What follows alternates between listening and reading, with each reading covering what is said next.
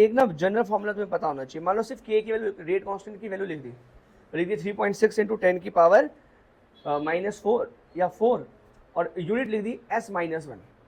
अब बोलोगे सर सिर्फ के की वैल्यू से कैसे पता लगाएंगे कि ऑर्डर कौन सा है, के की वैल्यू से कैसे पता लगाएंगे कि ऑर्डर कौन सा है? तो सिंपल आप क्या करोगे भाई, एक सिंपल जनरल फॉर्मूला याद रखोगे। देखो जैसे यहाँ पे लिख दिया लीटर मोल इनवर्स S-1, हम बोल रहे हैं सेकंड ऑर्डर। भाई ये सेकंड ऑर्डर क्यों है? तो भाई इसकी यूनिट आप भाई यूनिट लर्न करने से अच्छा है कि भाई जनरल फॉर्मूला लर्न कर लो। मैंने पहले भी लिखवा लिया, मोल क्या बेटा हमारे पास n-1 L 1 - n S-1 S-1। अब एक चीज मुझे बताओ, अगर मैं n की वैल्यू 0 लो, जीरो ऑर्डर, तो वैल्यू क्या होगी बेटा हमारे पास?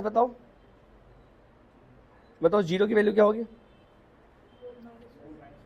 हाँ इसको ऐसे लिखो बेटा, एक मिनट इसमें गलती है।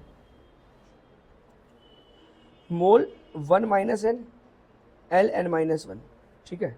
जनरल फॉर्मूला याद रखो सिंपल, मोल 1 - n L n-1 S-1।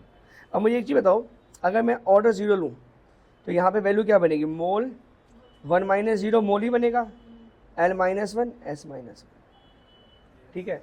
अब देखो ये वैल्यू लिखी होगी तो तुम समझ जाना क्या है, जीरो ऑर्डर।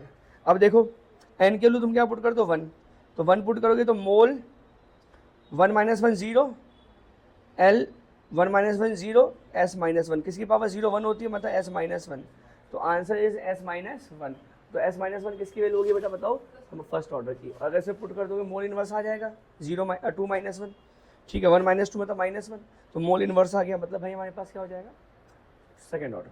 तो आपके पास यूनिट गिवन होगा और आपको ऑर्डर पूछे तो याद रखना मोल 1 - n L n-1 और S-1। समझ रहे भाई? सिंपल ये याद रखना बेटा।